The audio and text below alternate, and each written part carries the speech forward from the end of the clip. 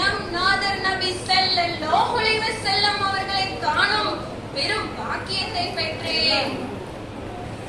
என்னை நோக்கி வந்த நம் நபி ஸல்லல்லாஹு அலைஹி வஸல்லம் அவர்கள் அபுல் ஹசன் மற்றும் அவரது குடும்பத்தினர் மிகுந்த வறுமையிலும் கஷ்டத்திலும் இருக்கின்றார்கள். அல்லாஹ் உனக்கு ஏராளமான செல்வத்தை அளித்திருக்கின்றான். அதிலிருந்து அந்த ஏழைக்கு தேவையான பணிவிடைகளை செய். நீ போகும் பொழுது அவரது குழந்தைகளுக்கு கொஞ்சம் துணியும் கையில் கொஞ்சம் பணமும் எடுத்து செல். நாளை அபுல் ஹசன் இல்லத்தில் மகிழ்ச்சியோடு பெருநாள் கொண்டாடட்டும் என்று நபி கூறியதாக அந்த செல்வந்தர் கூறினார். அபுல் ஹசன், உங்களுக்கும் உங்கள் குடும்பத்தாருக்கும் தேவையான அனைத்தையும் கொண்டு வந்திருக்கின்றேன். இதை பெற்றுக்கொண்டு நம் ரசூலின் உத்தரவை நிறைவேற்றிய பாக்கியத்தை எனக்கு தாருங்கள் என்று அந்த செல்வந்தர் கூறினார். அவ்வாறே பெற்றுக் கொள்ளப்பட்டது. நாளை மறுநாள் அபுல் ஹசன் இல்லத்தில் மகிழ்ச்சியோடு பெருநாள் கொண்டாடப்பட்டது. சுப்ஹானல்லாஹ்.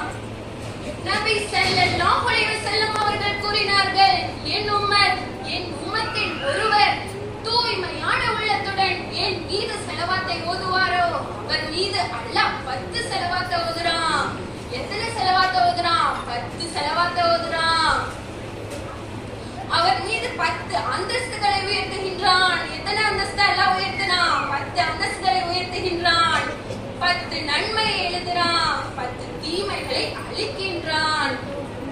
நாம் அதிகமாக நபி ஸல்லல்லாஹு அலைஹி வஸல்லம் அவர்கள் மீது ஸலவாத் ஓதும் காரணத்தினால் நாளை மறுமை நாளில் நபிக்கு நெருக்கமாக இருப்போம்.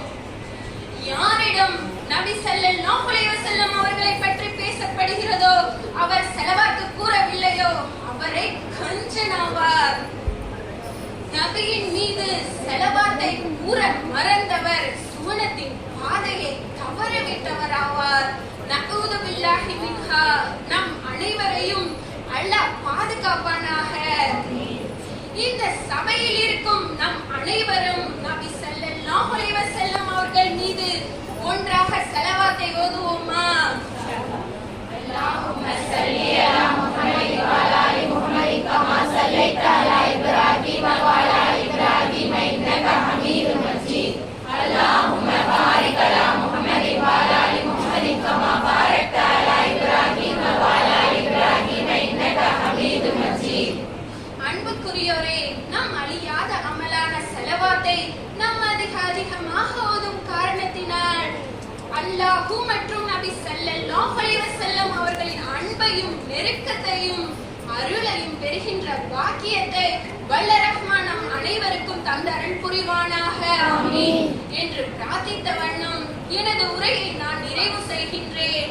வாஹிர் தஹ்வானா அனில் ஹம்துலில்லாஹி ரப்பில் ஆலமீன்.